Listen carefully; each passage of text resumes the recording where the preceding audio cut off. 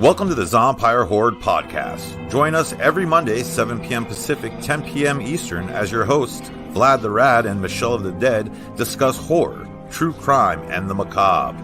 Episodes available on Facebook, YouTube, and Twitch. Join us, won't you?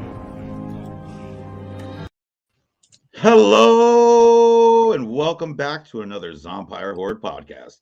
I am part of the hosting team, Vlad the Rad, with my always amazing co-host, Michelle of the Dead. Tonight is episode 16, and it's our top 10 serial killers. Sweet 16! Sweet 16! Yes! So we're going to do these, but we're not going to do them in, like numeric order. We're just going to, these are just our own top 10s. Yeah, so there's in no particular order. These are 10. Now, I don't know how you rated your 10. Did you rate them on ones that you found their stories most fascinating, or did you rate your 10 on like a quantity of murders that they were or were not convicted of? Well, hold on. Michelle Volan says, or I'm sorry, Melissa. God damn it. Sorry, Melissa. Melissa says, hi, Vlad, Michelle. Michelle, you're looking deadly wonderful. Thank you. I just got my throat slit today. But really quick though, while we're here, I wanted to show everyone my new con shoes I just got in the mail. But look at the insoles. Ooh. And they're black sole Vans, which are not easy to come by. But these little skulls, and the vampire teeth, and the teeth, they glow in the dark. That's awesome. Those are so cute. You have to charge them outside, you know what I mean, to make it happen. Yeah, get some sunlight there. These are my convention shoes this week, and I just got them in the mail today. Exciting. So I wanted to share those with everyone before we got into our top 10 serial killers. Woo! not in numerical order. Right. Facebook user says, evening, Vlad. Evening to you, sir. Evening to you, sir, or ma'am. Or ma'am. Ed Boakley's here. Ed Boakley's pretty hemmed up at the moment with some. Yay! He's not. No, that's not a good. He's not feeling very good. Oh. But we appreciate you being here. What's wrong? He'll tell us. Okay. Oh, and my mom is here. Hi, Mom. Hey, Derek. Derek. So tonight we are talking about top 10 serial killers. That aren't in numeric order, as I said. So this isn't like a 1, 2, 3, 4, 5, 6, 7, 8, 9, 10. These are just our top 10s. Right. So do you want to? Well, gosh, who do I start with? And we did say that if we had the same ones, like if you say it, then we'll just both talk. Like I'll be like, I have that person too, and we'll both just talk about it. Ed Boakley says his back has been fucked for almost 3 weeks. You need a new back. You need a backiotomy. You need a backiotomy. I need a backiotomy. I don't know. How about Ed Gein? Yeah, do Ed Gein. Yeah, we could do that one. He was the inspiration for Texas Chainsaw Massacre. And also the movie Psycho. And also Silence of the Lambs. You know, I had thought about writing him down because of every movie that is based on him. Right. I love. But and I just find he has such an interesting story, you know, with the abusive mom and all that. Yeah. And then I didn't actually pick him, so. Oh, you didn't? Okay, well, yeah, he had this. I don't know if it would be a love-hate relationship with his mom. Maybe it's a hate. David Pratt, Tennessee in the house. Tennessee. So his mother died, and I think that kind of like sent him in some sort of way. After she died, you know, she wasn't really good to him. What did his mom do? She wasn't a prostitute, was she? She was just abusive. She was like a super Christian, like uber Christian woman, wasn't she? Yeah. And like didn't want him to be around other kids, women, and like she was very like kept him in the house, like kind of like, because that's where like the psycho thing comes from. Yeah. That he was very very mamahoid or whatever. Yeah. So they started finding like bodies in the 50s, and what his goal was to make a woman suit, right? Right. We would use their skin to make, like, he first started doing like lampshades and shit, like sort of Right. like my Baby Skins characters do. Well, and he also like wore their skin, like boobs over his chest and like a vagina over his He was penis. trying to make a whole And bodysuit. well, he would like go out at like night when during full moons and beat like a human drum and shit. Yeah, yeah, Like it's just howl at the freaking moon. creepy Yeah. shit. Yeah, he made like a nipple belt. Um, All right, let's not judge people for nipple belts, okay? no, I kind of want one now. A I dick I necklace. kind of want one now. But yeah, he started by like digging. He started by digging up bodies. He was a grave robber Gravedigger, and yeah, using their skins right. first before killing living people. How many people did he kill though? Wasn't I mean, I think he shot one in the little like family store or I whatever. think he was only Accredited with like one or for two, I with believe. one. I Okay. don't think I wrote that down, but I think it was just one. David Um, Pratt wants a nipple choker. That's actually all right. I could see it. that would be pretty awesome. That would be pretty awesome. Only So two. Derek says only two. okay. But Yeah. still, I mean, I think my understanding is to be a serial killer, you had to have at least two victims, and they had to be like premeditated and within a few years apart or something like that. Yeah, they It was can't be like yeah, it was something weird I wrote or read when actually two different researching this. instances, two different people. And it's also alleged that he had killed his brother and the shopkeeper. I thought that there was something about the brother. I wasn't sure. I didn't want to say it if I wasn't relatively sure, but I thought he had. Right. There's speculation that he killed his brother. So, even if he I was don't know that it was only ever convicted proven. of one murder, it's likely that there are more. So that would count as a serial killer. Right. I'll take it. I'll take it. I'll take it. I mean, he was the inspiration for so many great other stories, Right. and Like kind of a staple for horror. So being a Texas Chainsaw Massacre fan, it's like he's my jam. yeah, As a matter of you're his fact, number one fan. I'm his number. I actually have like a bronze bust of him, and Do then you really? I have dirt relic from his childhood home, and I have a sawdust relic from the store like his family owned or something like that. I'd have to go look, but it's like sitting right over there. Huh. Yeah, I think we did, what did we do? I think we did, oh, that's what it is. It's his grave dirt. No, I have a relic of his grave dirt and a relic of his family home of the Oh, okay. property. Nice. And the bronze bust, which is pretty badass. Yeah. Yeah. So yeah. Anyways, he ended up in a mental facility and died there, I believe. Yeah, he's got to be dead at this point. Yeah, and He was he died at 77 years old. Now there's someone in my list I'll bring up later who's considered America's first serial killer, but like as far as like the gap between the two, there wasn't a whole lot going on, and Ed Gein is like the next prolific one after. Yeah. Uh, Oh, cool. it says something about beating him with a bat and setting a fire or something like that. I have the original rubbing from his first tombstone and autographed first edition of the judge's book from his court. That's pretty dope. So there is your Ed Gein. Yes. Well, I went with my first one. I'm going to go a little bit more historical, and everyone knows my name is Vladimir. And a distant cousin of Vladimir Tepish was Elizabeth Bathory, or Elizabeth Bathory, if you're nasty, or The Hungarian.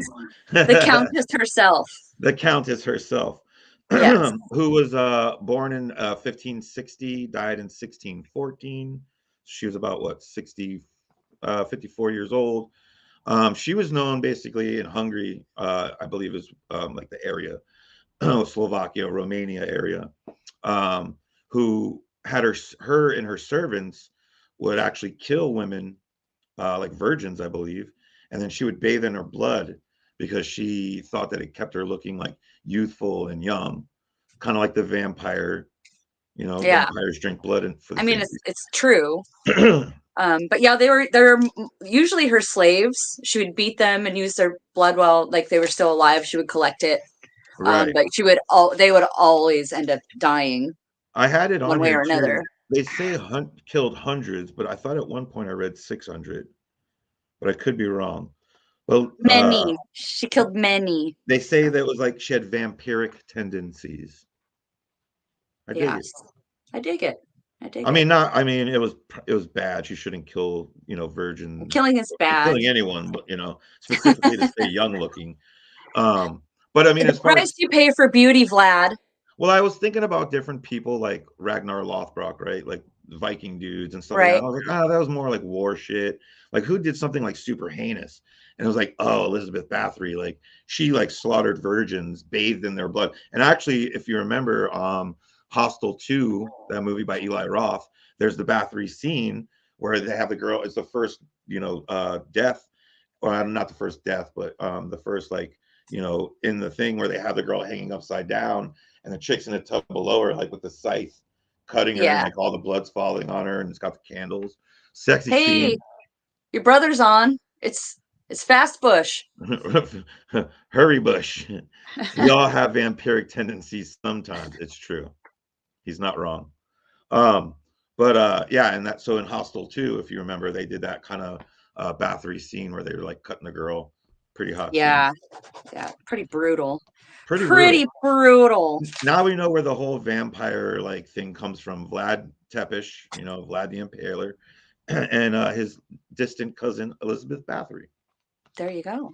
Boom. There you go. Let's see. Who do I have? Oh, last week Melissa mentioned Jack the Ripper, so I got to bring Jack the Ripper into it from London. Yeah, I too have Jack the Ripper in mind. Do you? Yeah. Nice. Well, and I think if you have H.H. Holmes in yours, we should transition from one to the other because there is speculation out in the true crime community that Jack the Ripper was actually H.H. Holmes. I heard that conspiracy. Yes, I did. Yeah. And Michelle says, yay. That's Melissa. Oh, wait. No, that's not Melissa. God damn it. Melissa says, yay, yes. I'm Michelle. That's my man. Yeah, so he liked to stalk the streets of London at night and murder prostitutes and disembowel them and leave them there for people to find. Well, I think there was like 5. Who, Jack the Ripper? Yeah. Yeah, he was like, did he kill like prostitutes though, right? Yeah, it was prostitutes. Yeah, it was 1888. It was a dark and stormy night. Here's what I have written down for this guy. We call him Jack the Ripper, but we don't really know who the person behind one of the older and most notorious murder sprees was. The killer appeared in London's Whitechapel district in 1888 and murdered 5 women, all prostitutes, and mutilated their corpses. Police surmised the killer was a surgeon, butcher, or someone skilled with a scalpel. Yes, because of the way he would cut them, and he knew just right where and how to do it. Right. Maybe he worked at a vet clinic. He could have been a veterinarian. Ooh, well, I think that was one of the things that they thought about was like could have been like in the a butcher. Field. Yeah, for but sure. But the killer also mocked the community and the police by sending letters outlining the act. Yep, exactly. And although many suspects have been named over the years, the killer has never been identified. Isn't that crazy? It may never be solved. And at the time too, it's not like they had DNA. Yeah. Says his murders were the same technique as H.H. Segue. Segue. Segue. Party time. But yeah, Jack the Ripper is like a cool. I don't mean to glorify things because certainly there's nothing to glorify here. But that's another like interesting one because it happened in a time when like everyone was kind of down on. You're either super rich or really, really, really, really poor. Yeah. And it was like people were just murdering each other in the streets. It was just kind of wild. But for someone out of all that time period in the 1880s in England to like be the guy, it was Jack the Ripper. Yeah. That's crazy. So crazy. So now we're gonna segue. Let me get to my notes. To H.H. Holmes. Yes. That's a good one. There's a lot of conspiracy about that whole story too. Things that anyways, go ahead. Would you like me to read my intro again? This segment is brought to you by Bubbly. I'm just trying to get a bubbly commercial for us. Oh. And keep my voice from like drying out. All right. Chicago has had its share of killers, but perhaps none more haunting than H. Holmes, the pharmacist who turned a hotel into a torture castle. Ahead of 1893 World's Fair, Holmes moved to Chicago from where? Tell me where he moved from. That's Did what he I move want from to know. London? Did he move from London? Because he's Jack the Ripper? Anyway, No, he moved from New Hampshire. son of a bitch. But ahead of the 1893 World's Fair, Holmes moved to Chicago and started outfitting a 3-story hotel with all manners of nefarious contraptions, including gas lines, secret passages, trapdoors, hallways to dead ends, chutes to the basements, soundproof padding, and torture devices strewn throughout a maze. The gas allowed Holmes to knock out his guests before the worst of what was to happen next, often his surgical tables. He then burned the bodies in a building furnace, selling skeletons to medical schools and running life insurance scams. In all, he copped to more than 30 murders, found only after a fellow scammer turned him in, falling short of a financial agreement before he was hanged in 1896. Well, there was a lot of stuff about that murder castle. They had never had any proof. There was never any proof that any of that even existed in there. So there's a lot of people that think that part is made up. That the inside of the hotel was like a crazy maze of death. Yeah, and he had hidden rooms to hide furniture that he bought on credit that he didn't want to pay for.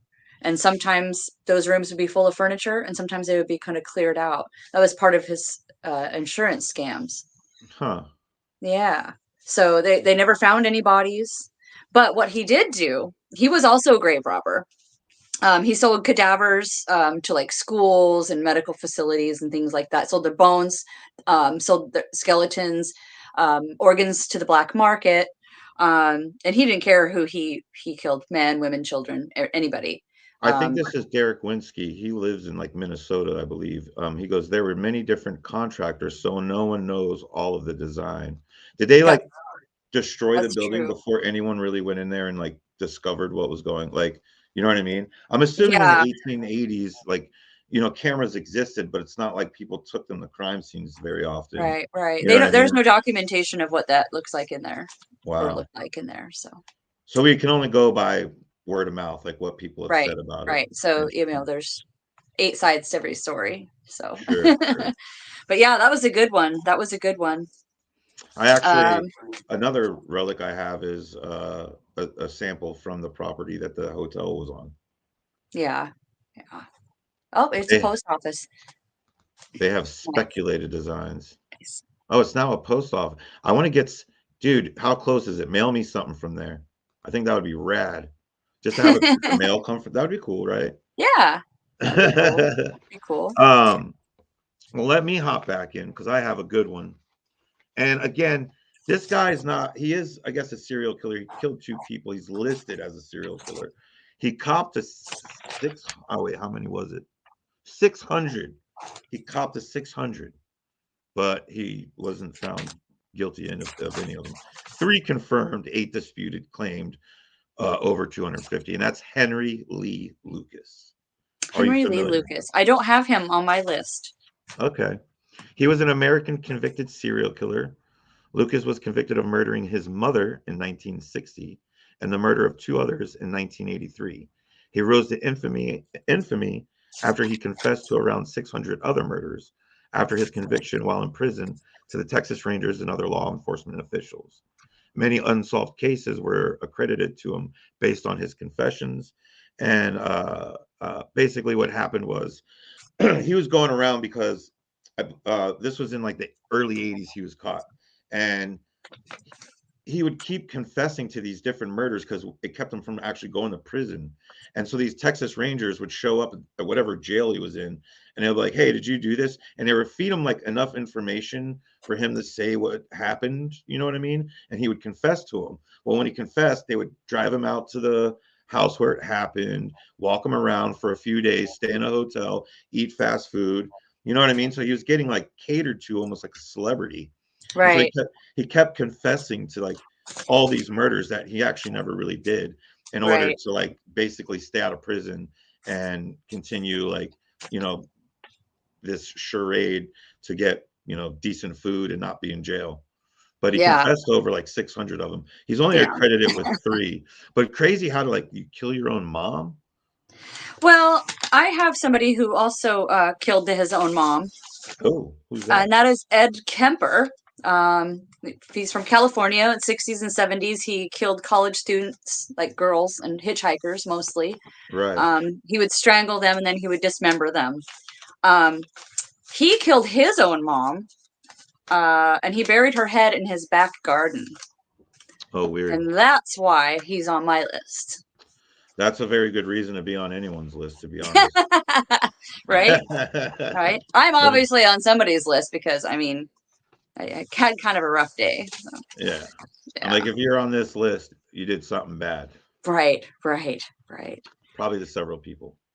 But tell me more about Kemper. I know the name, like I'm not, and I know his story's like you know, a little Yeah, bit. that's really all I know. He would just like he dismembered them and like hurled their bodies off of cliffs and ditches and things like that. So How many does it? Do you know how many people he was accredited I with? don't. Oh I can look it wow, up real quick though. He good wasn't one stuff. of my top 10, but he was on my list as a possible top 10. Hmm.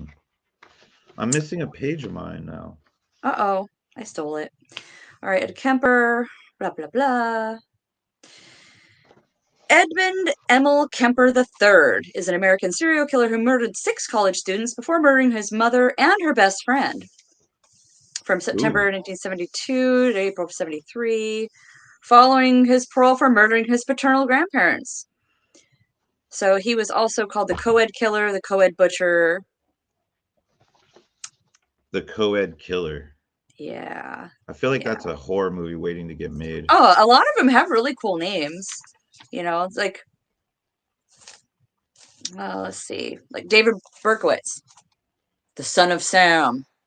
Oh Right? yeah, Yeah, yeah, he's on my list too for his shooting spree. He went postal. yeah. He certainly did. He most certainly did. I, Ended up in I prison forever. I Yeah. have one I think you may have on your list. Do you have Ted Yes. Bundy? Of course I have Ted Bundy. Okay. Yes, absolutely. Mr. Handsome. Mr. Handsome. Lady killer. The lady killer. Handsome and charming. He would confess to over 30 murders. My He lived mom in agrees that he's handsome. Yes. Well, he lived in Tacoma. So this all happened in the 70s, and he killed women in Washington, Oregon, Utah, Colorado, Florida, Idaho. Um, he liked to bludgeon them, and he also liked to, yeah, yeah, Bite. yeah. He That's how also, he was yes, taught. yeah. He liked to eat them. He ate parts of them. No, he did not. Yes, he No. did. Ted Bundy ate people? Yeah. I thought he just bit them like when he was like. No, he did some necrophilia. He did some Well, necrophilia. necrophilia is having sex Or with a I'm dead sorry, not. person. I'm sorry. Never mind. Yeah. Cannibalism. I'm like, I don't think he ate anyone. I think he just bit him when he was having sex with him. Yes, you're right. Melissa Volan says, "Oh yeah, oh He yeah, had. he's hot." You guys really think he's attractive? I don't. I guess maybe at the time, you know, I used to be attractive Yeah, I 30, think I 30 was years like. ago. Yeah, I think the biting made me think of cannibalism. Here's what I got written Sorry. down. Ted Bundy loved the attention his murders garnered him, and in many of the states and many in the United States were more than happy to give him that attention. The Western U.S. was his hunting ground, with an unknown number of murders piling up, mostly college-age women, from Washington and Oregon all the way to Utah and Colorado. Bundy was once arrested in Colorado and convicted of kidnapping, but he escaped custody, moving to Florida, where he killed multiple times more. Bundy's final arrest and its aftermath captured the attention of the nation. As the accused murderer acted as his own lawyer during what is believed to be the first televised murder trial, welcomed interviews, and boasted to the fans he had created. He was eventually executed in the electric chair in 1989. Yes. I always wanted one of those shirts that says "Burn Bundy Burn." I see him on, like Etsy and stuff all the time. Yeah. Probably even I saw someone with one once, and he said he got it on Amazon. But I'm always weary of buying literally anything on Amazon. But Well, we also know people who make T-shirts, so we we can do, always be like, "Hey, hey." we do. Um, so somebody who is a necrophiliac and a cannibal, Jeffrey Dahmer. I obviously have Dahmer Yeah. on my list as well. Yes. Yes. Jeffrey Dahmer. Um, God, the Milwaukee Cannibal. What a crazy name. Yeah. So he started killing when he was 18. In 1978. It was in 1978. He would bring young men home. Um, he liked young black men mostly. That was his type. Wasn't Um, didn't he? And the one that got away was Asian though, wasn't he? yes, Right, yes. right. So yeah, in 1991, one of his dates got away What's up, because, Halloween fiend? yes. And so that's how he was caught. But before that, he had killed 17 people. Oh wow. Um, so yeah, he liked to fuck them and he liked to eat them, and he ended up being killed by a fellow inmate in prison in 1994. And there's word The on the end. street that he had a broom handle broken off in his anus.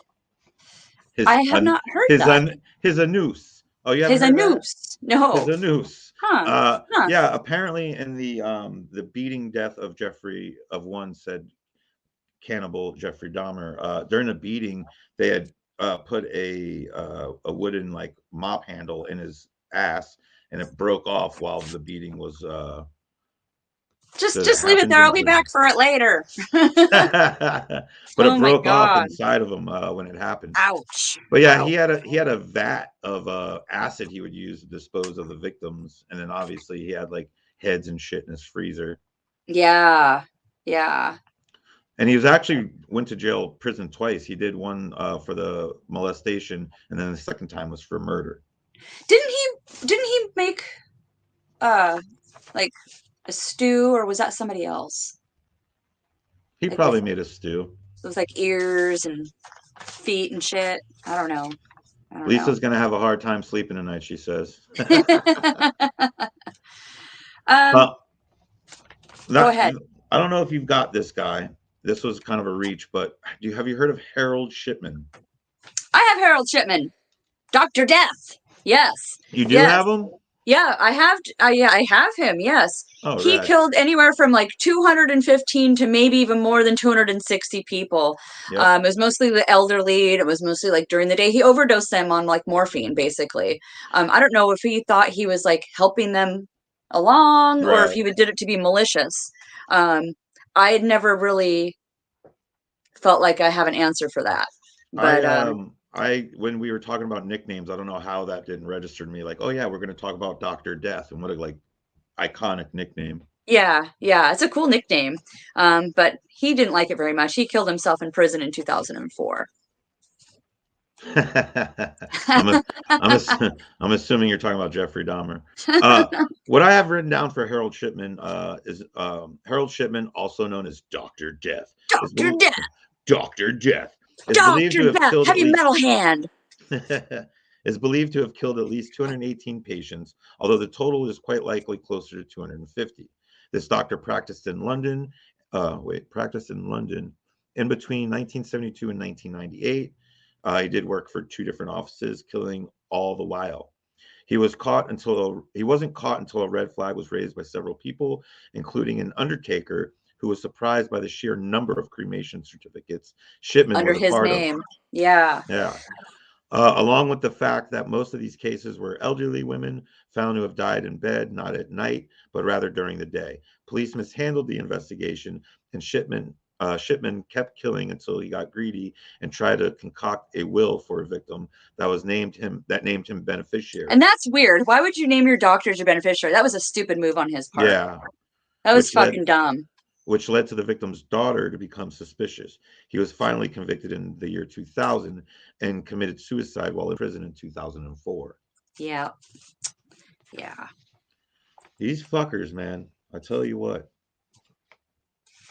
So we have to have Gary Ridgway on there, of course. Well, He's a you fan have Gary favorite. Ridgway because you're from here. Well, yeah, local dude, you know. It's like they're finding people in the Green River, which is right down the street from me. So we've talked about him before, 80s, 90s. He was convicted of like 48 or 49 murders, but there was probably, he confessed to over 70. He was a very frustrated man because he had a very low IQ. So I think that kind of, you know, if you're stupid, you're probably mad about it. I don't know. One would assume. Green River Killer, cool nickname. Um, he is currently at Walla Walla State Penitentiary. What is he, like 72 years old now? So, yeah. He also liked to hump his victims. He would strangle them to death and then have sex with them. So So that he was was a his MO. necrophiliac. Yes, yes. So we should get him on our podcast. Dude, that would be rad. That would be weird. I wonder how many people would watch out of like and hate us forever. We're already hated. I mean, I don't know. Melissa loves us. So who else you got?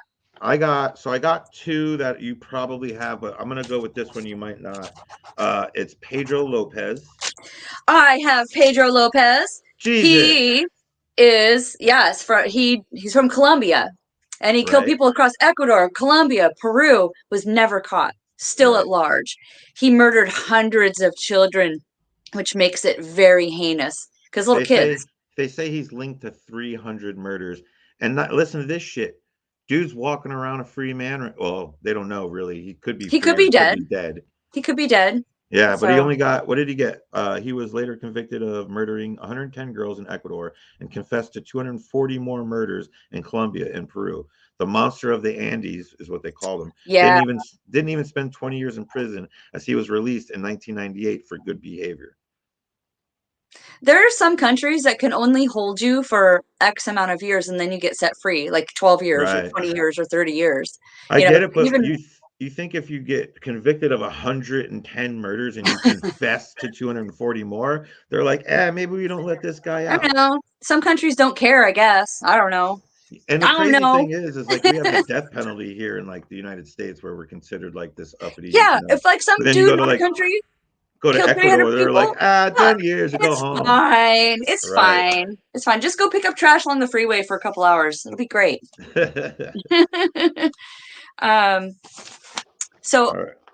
Who you got? Gosh, how many do we have now? I got two left. I'll just tell you who mine two are. And if you have them both, we just get into them. I have John Wayne Gacy, obviously. Yes, let's go with him. I have him too. And after that, we can roll out with Eileen Wuornos. Okay, and then I have somebody even worse. Oh. Yeah. So John Wayne Gacy, local businessman, was into like city politics. He was like a party clown for kids' parties. He was well respected. And he was also didn't he go to like the kids' hospitals and stuff like that? Oh, probably. Because he really liked little boys. Right. Really liked little boys. And all the while, wasn't he like married and has this like whole normal life? Right. Yeah. Like he like had like a home repair or like house repair kind of business, and so he'd always hire young guys to come work for him for a couple of days, a couple of weeks here and there or whatever. And so he would always be like, here, let me show you this magic trick. Well, it was a magic trick you couldn't get out with handcuffs. Right. Yeah. And then so he would rape and kill them or kill and rape them. Torture. He loved to torture them and then rape them. And there was about 30. They found about 30 bodies in the crawl space in his house. Right. And he he ended up being convicted of 33 murders. Was it 33? Yeah. And then he had additional counts of rape and torture. Yeah, he liked to strangle little boys. So he died by lethal injection in 1994. Yes. 90s were good. Pogo the Clown was his name. Pogo the Clown, yes. I have a cat named Pogo. And painting was his game. I found this, it's like the print of his clown? No, it's a cast iron, like, you see them in the store, like the secondhand stores, and they're like these old cast iron, like pirate looking dudes. Oh, yeah. So I found one of those, and I took it home and I painted it like John Wayne Gacy's face. It's adorable. Nice. Oh, I think you showed me that. Yeah. Yeah, you showed me that. Facebook user says, except for the one that got away, put him in his own cuffs. LOL. Killer Clown of Chicago. Pogo the Clown. I like clowns. You're bringing clowns to Crypticon. Dude, I've got 2 freaking totes full of clowns and dolls I'm bringing to Crypticon. It's going to be nuts. So, I mean, I could bring like more dolls if you want, and we can do art on Thursday night if you want. I'm into it. I got hot glue.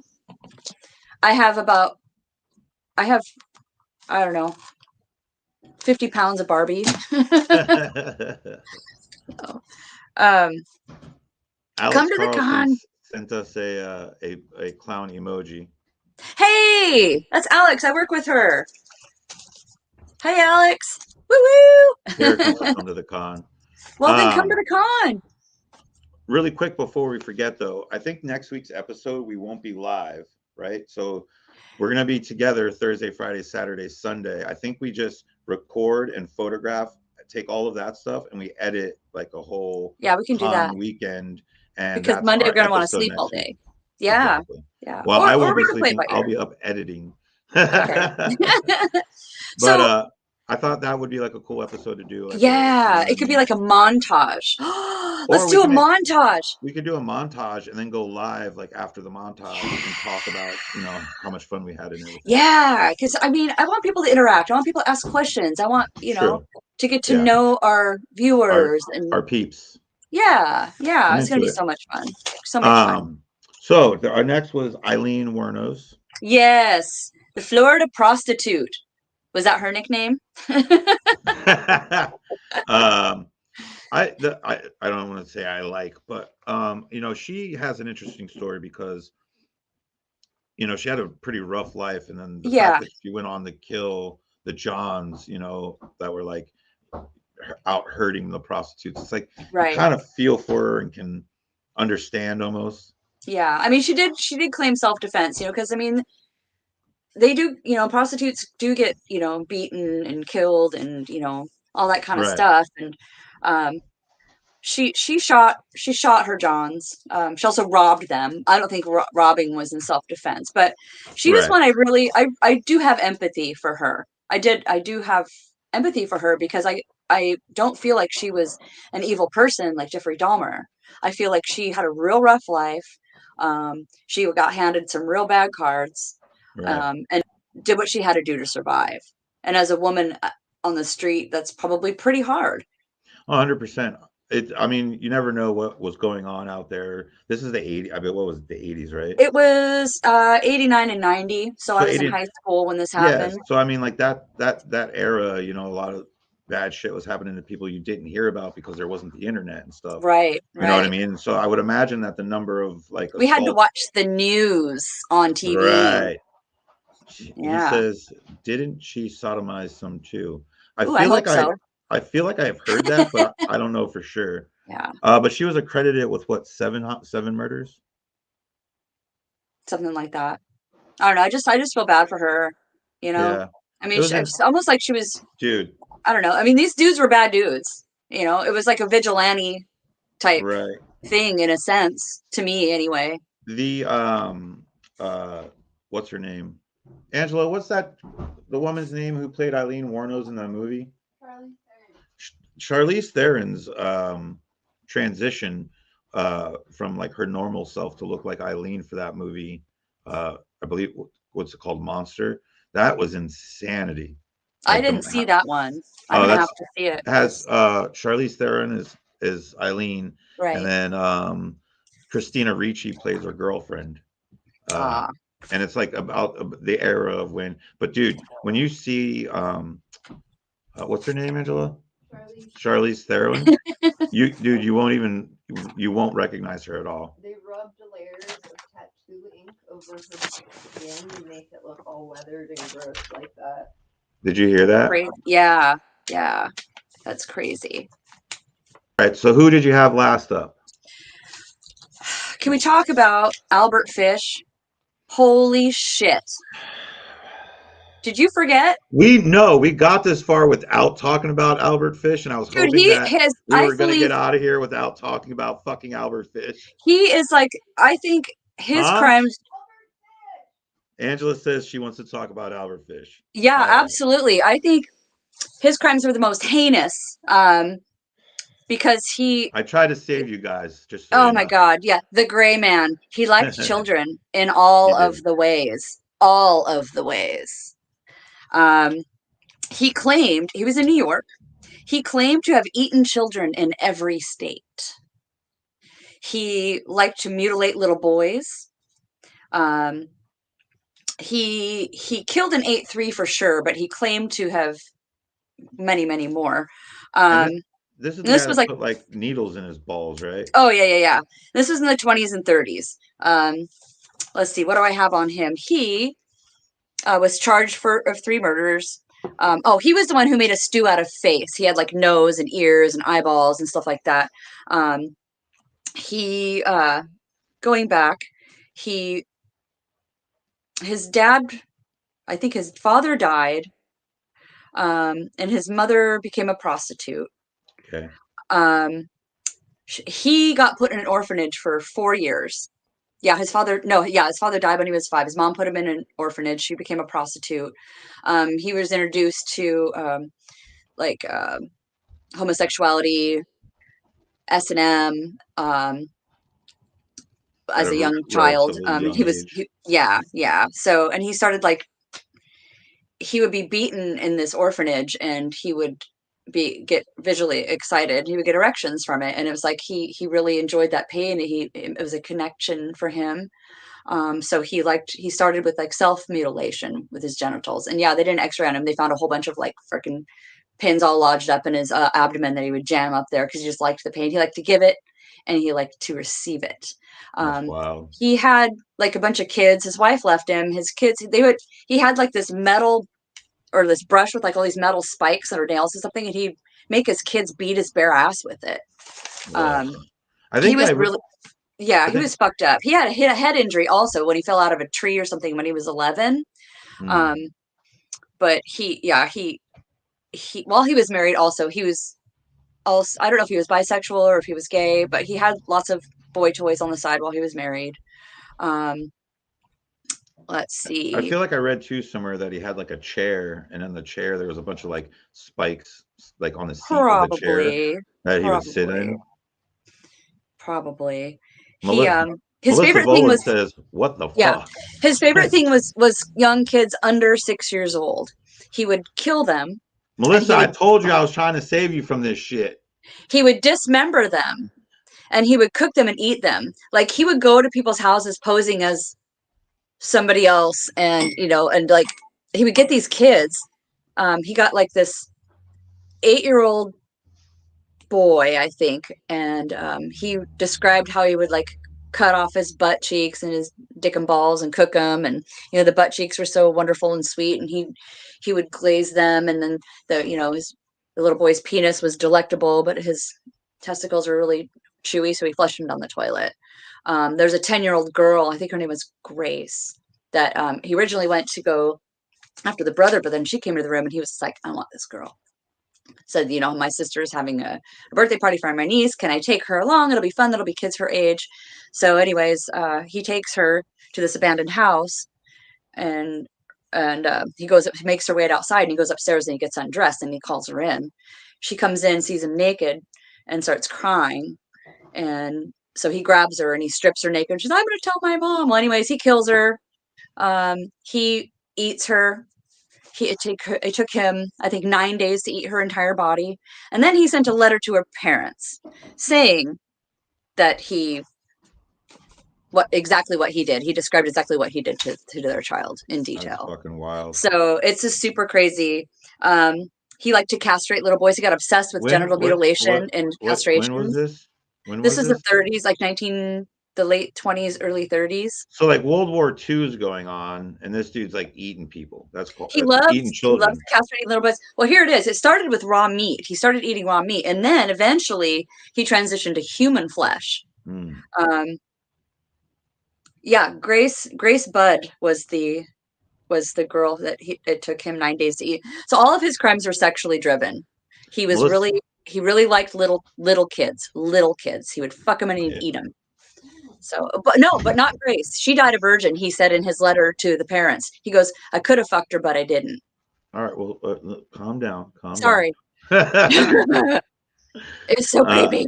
Melissa wants to take this dude out to the farm real quick, and I'm imagining like she wants to do like what was that movie where he like shoots his buddy in the back of the head because he's like not very bright. What is that one called? I don't remember the name of it now, but yeah. Anyone into serial killers, check out my friend John Borowski's Docs and Books. I don't know who said that, but actually, I think in our first true crime box, we actually had Borowski's autograph. We featured him in a box in the very early days of Zompire. Ah. How long have you been doing Zompire now? September will be 3 years. Nice. Yeah. But John's a really good dude. He Melissa says Deliverance ain't got shit on me. Of Mice and Men, that was a movie I was trying to remember where he shoots his buddy in the back of the head or his brother or whatever. No, but John Borowski did a really cool documentary about Carl Panzeram, and he's currently working on one about John Wayne Gacy. But most of his stuff you can find on Amazon Prime and Netflix. They're all documentaries on serial killers. They're cool. Really, really well done too. Nice. He does know his shit indeed. Noise. I've bought most of my serial killer artifacts from him. He's a good dude to get them from. Cool. Awesome. So on that note, I think we have our idea for next week's episode, where typically we would ask everyone, but it'll be some form of our con experience, pictures, maybe it's gonna interviews. Be super exciting. We are going to be attending Crypticon and working at it for the 20th, 21st, and 22nd, Seattle. And if you weren't here for the opening of the podcast, I will be wearing these shoes. He will be wearing those. Yes. I just got in the mail today. And look at the insides. Oh. And they glow in the dark. You're jelly.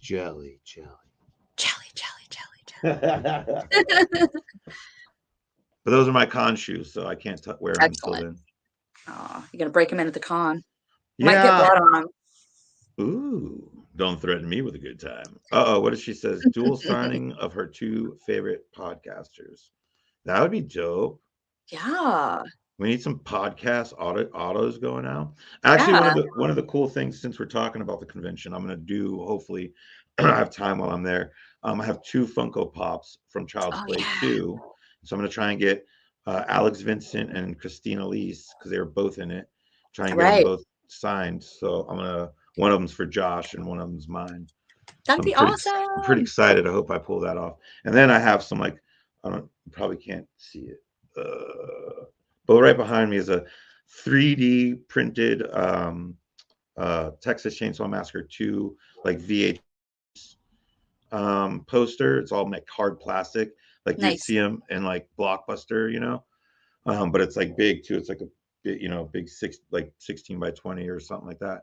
But I have that and the original soundtrack from Texas Chainsaw Massacre 2 on vinyl. So hopefully I can get Mosley on both of those. That's my goal while I'm there. Yeah. I'm sure you will. I got Doug Bradley to sign my little Pinhead babies. I know, that's so rad. I mean, I had to pay for it, but I mean, he signed them. Nothing in life is free. And on that note, we are going to call this a show. All right. I'll miss you. I'll miss you. We're going to be working so hard. It's going to be, we're going to have so much fun. I'm excited. Let's see. Wait a minute. Albert Fish was electrocuted, rightfully so. He apparently said to the executioner that he didn't even know why he was there. I read about that. Alex Carlson, you are 100% correct. Yes. That notion. Facebook user says, great show, guys. I'm assuming it's Derek Winsky, but it could be anyone. It could be anyone. Well, I'll see you Thursday. All right. Sounds great, my buddy. And then, what's that? Oh, go ahead. I was just going to see if you're going to wrap it up with your 66.6 on your AM dial. Well, that's our show for this week. Thank you for tuning in to the Zompire Horde podcast with your host, Vlad the Rad, Michelle of the Dead on 66.6 on your AM dial. Welcome to the Zompire Horde podcast. Join us every Monday, 7 p.m. Pacific, 10 p.m. Eastern, as your hosts, Vlad the Rad and Michelle of the Dead, discuss horror, true crime, and the macabre. Episodes available on Facebook, YouTube, and Twitch. Join us, won't you?